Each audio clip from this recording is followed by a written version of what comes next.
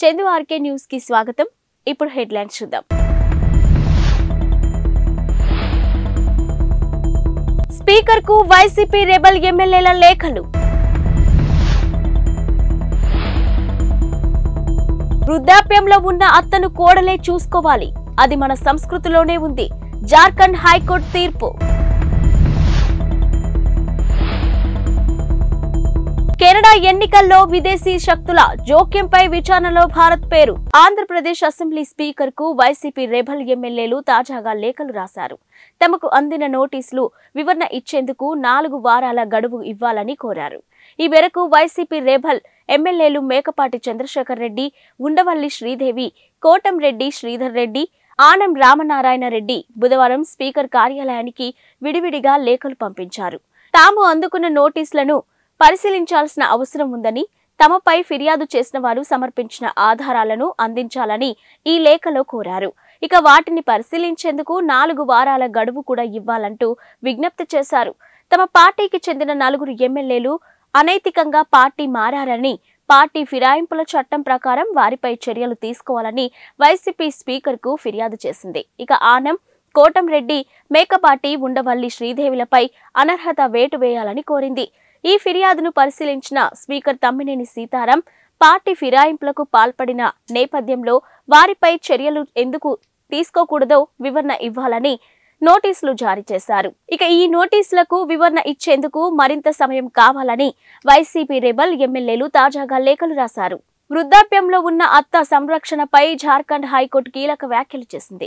ఆమె సంరక్షణ బాధ్యతను చూసుకోవాల్సింది కోడలేనని, అది మన సంస్కృతి సాంప్రదాయాల్లోనే ఉంది అని పేర్కొంది. ఇక ఓ విడాకుల కేసు సందర్భంగా కోర్టు ఈ వ్యాఖ్యలు చేసింది. వృద్ధులైన అత్త మామలను లేదా అమ్మమ్మకు సేవ చేయడం స్త్రీ బాధ్యత అని పేర్కొంది. అదొక సాంస్కృతిక ధర్మం అని తెలిపింది. వారి నుంచి విడిపోయినా వేరుగా కాపురం పెట్టాలని భర్తపై ఒత్తిడి తీసుకురావడం సమంజసం కాదని జస్టిస్ సుభాష్ చంద్ర స్పష్టం చేశారు. అంతేకాదు, ఎలాంటి కారణం లేకుండా భర్త నుంచి విడిపోయినట్టయితే మనోవర్తి పొందే హక్కు భార్యకు ఉండదని పేర్కొన్నారు. విడాకుల కేసును విచారించిన ధుమ్కాలోని కుటుంబ న్యాయస్థానం భార్యకు 30,000 రూపాయలు, కుమారుడికి 15,000 రూపాయలు చెల్లించాలని తీర్పునిచ్చింది. ఇక భర్త దీనిని జార్ఖండ్ హైకోర్టులో సవాలు చేశారు. విచారించిన న్యాయస్థానం పై విధంగా తీర్పు చెప్పింది. అంతేకాదు, ఈ సందర్భంగా కుటుంబంలోని మహిళల ప్రాముఖ్యాన్ని చెబుతూ మన స్మృతిలోని విషయాలను ప్రస్తావించడం గమనార్హం. ఖలిస్తానీ ఉగ్రవాది హర్దీప్ సింగ్ నిజ్జార్ హత్య పర్యవసనాలతో భారత్ కెనడా దౌత్య సంబంధాలు దెబ్బతిన్న నేపథ్యంలోనే మరో కీలక పరిణామం చోటు చేసుకుంది. అయితే తమ దేశ ఎన్నికల్లో విదేశీ శక్తుల జోక్యంపై జరుపుతున్న విచారణలో భారత్ పేరును కెనడా చేర్చింది. ఇక ఎన్నికల్లో భారత్ జోక్యం అవకాశాలపై తాము కోరిన సమాచారం అందించాలని కెనడా ప్రభుత్వాన్ని స్వతంత్ర విచారణ కమిషన్ కోరింది. 2019-2021 ఎన్నికల్లో భారత్ జోక్యానికి సంబంధించిన డాక్యుమెంట్లను అందజేయాలని కెనడా ప్రభుత్వాన్ని కోరినట్టు కమిషన్ బుధవారం ఒక ప్రకటనలో పేర్కొంది. ఈ ఆరోపణలకు సంబంధించి ఫెడరల్ ప్రభుత్వం వద్ద పూర్తి సమాచారాన్ని పరిశీలించనున్నట్టు తెలిపింది. ఇక పూర్తిగా పరిశీలించిన తర్వాత విదేశీ జోక్యం గుర్తింపు, దీనిని అరికట్టడానికి సంబంధించిన సిఫార్సులను ప్రభుత్వానికి అందజేయనున్నట్టు తెలిపింది. కాగా విదేశీ శక్తుల జోక్యంలో భారత్ పేరును చేర్చడంపై ఒట్టవాలోని భారత హైకమిషన్ను బుధవారం సంప్రదించగా స్పందించలేదు. కాగా ఈ తాజా పరిణామంతో ఇప్పటికే ఉద్రిక్తంగా ఉన్న ఇరు దేశాల సంబంధాలను మరింత దెబ్బతీయవచ్చనే విశ్లేషణ వెలువడుతున్నాయి. ఏపీ ముఖ్యమంత్రి వైఎస్ జగన్ చేతులెత్తేశారని, వైసీపీ ప్యాకప్ అవుతుందని టీడీపీ యువనేత నారా లోకేష్ అన్నారు. ఎక్స్ వేదికగా ఆయన ఈ వ్యాఖ్యలు చేశారు. ఇక హ్యాపీగా దిగిపోతా ఎన్నికల ముందు జగన్ స్వరంలో నిరాశ పేరుతో ఆంధ్రజ్యోతి దినపత్రికలోని వచ్చిన వార్తను ఆయన షేర్ చేశారు.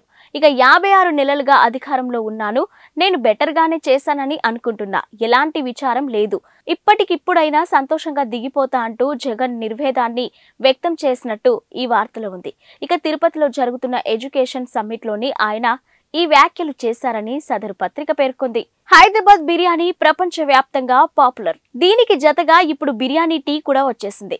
ప్రస్తుతం నగరంలో ఈ సరికొత్త ట్రెండ్ వెళ్లాలనుకుంటుంది. ఇక బిర్యానీ రుచిని టీకి జత చేయాలన్న ఆలోచనలో నుంచి పుట్టిన ఈ బిర్యానీ టీ నగరవాసుల మన్ననలు పొందుతుంది. చాలా చోట్ల బిర్యానీ టీ స్టాళ్లు కూడా పుట్టుకొచ్చాయి. ఇక బిర్యానీ టేస్ట్ కు ప్రధాన కారణం అందులో వాడే మసాలా దినుసులే. ఇక భారతీయులందరూ ఇష్టపడే ఒకే ఒక్క పానీయం టీ. ఈ రెండింటిని ఓ చోట చేర్చి తయారు చేసేదే బిర్యానీ టీ. ఇక వేడి నీళ్ళలో స్ట్రాంగ్ టీ పొడితో పాటు బిర్యానీలో వాడే ఆకులు, దాల్చిన చెక్కలు, మసాలా దినుసులు, సోంపు, కావలసినన్ని యాలకులు, నల్ల మిరియాలు, గసగసాలు, అర టీ స్పూన్ ఫెన్నెల్, అర టీ స్పూన్ టీ ఆకులు జోడించి దీన్ని తయారు చేస్తున్నారు. ప్రస్తుతం మార్కెట్లో ఉన్న టీ వెరైటీల కంటే ఇదే భిన్నంగా ఉండడం ఈ పానీయం నగరవాసులకు బాగా నచ్చడంతో అనేక చోట్ల బిర్యానీ టీ స్టాళ్లు ప్రారంభమవుతున్నాయి. ఇక పేరుకే బిర్యానీ టీ అయినా దీనికి బిర్యానీ రుచితో ఏమాత్రం సంబంధం ఉండదు. కేవలం మసాలాలను మాత్రమే జోడించడంతో ఈ టీ తనదైన కొత్త రుచిని సంతరించుకుంది. మసాలా ఛాయ్ని తలదన్నేలా ఉంటుంది. అసలే ఇది శీతాకాలం కావడంతో ఈ కొత్త టీ ఫ్లేవర్ జనాలను ఉర్రూతలూగిస్తుంది.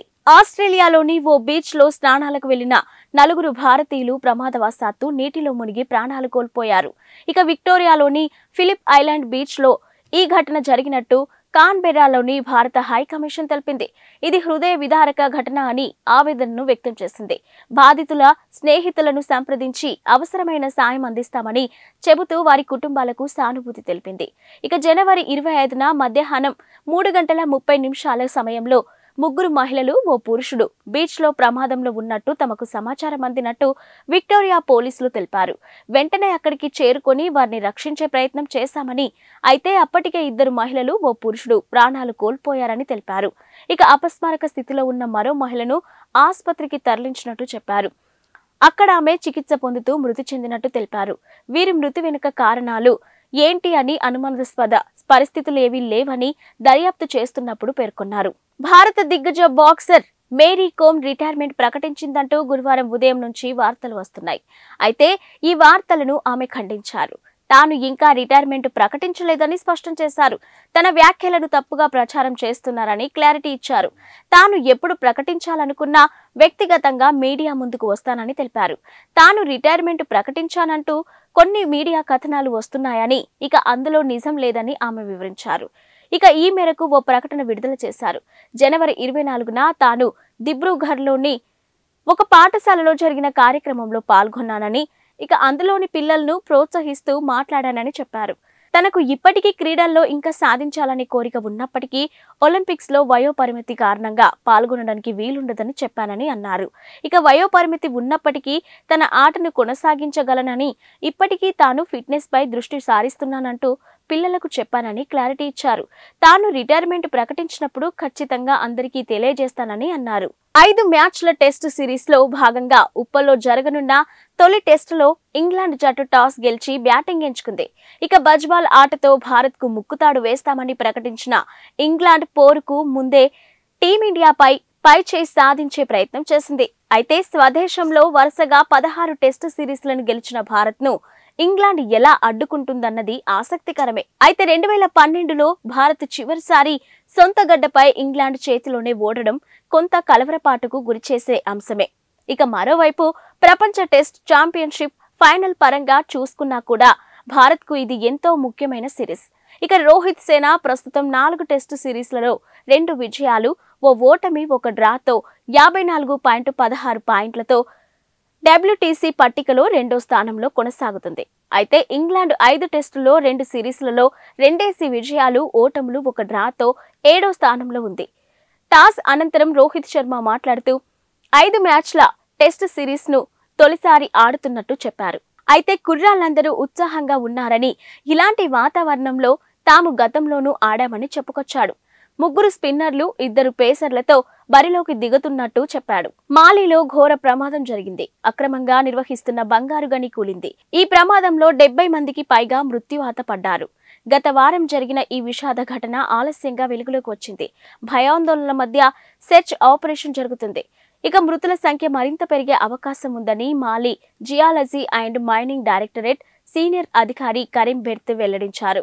ఇక నైరుతి కౌలీకోరాలోని ప్రాంతంలోని కంగబాగా జిల్లాల్లో ఈ దుర్ఘటన జరిగిందని తెలిపారు. గని కూలడానికి గల కారణాలపై దర్యాప్తు చేస్తున్నామని తెలిపారు. కాగా ప్రమాదం జరిగిన 4 రోజుల తర్వాత ప్రకటన విడుదల చేయడం గమనార్హమని అన్నారు.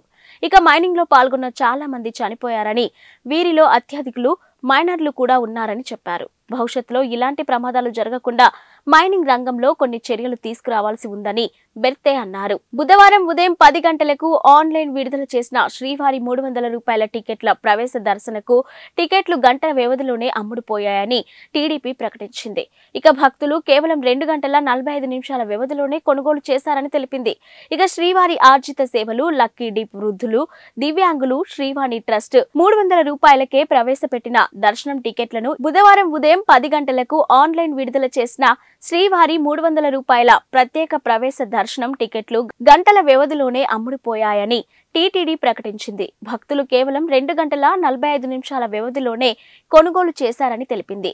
ఇక శ్రీవారి ఆర్జిత సేవలు, లక్కీ డిప్, వృద్ధులు, దివ్యాంగులు, శ్రీవాణి ట్రస్ట్ 300 రూపాయల ప్రత్యేక ప్రవేశ దర్శనం టికెట్లను ఈ నెల 18 నుంచి 24 మధ్య టీటీడీ అందుబాటులో ఉంచింది. కాగా ఏప్రిల్ నెలకు సంబంధించి శ్రీవారి దర్శన టికెట్లు పొందిన భక్తుల కోసం మాత్రమే తొలిసారి వసతి గదుల కేటాయింపును ఆన్లైన్లో నిర్వహించింది.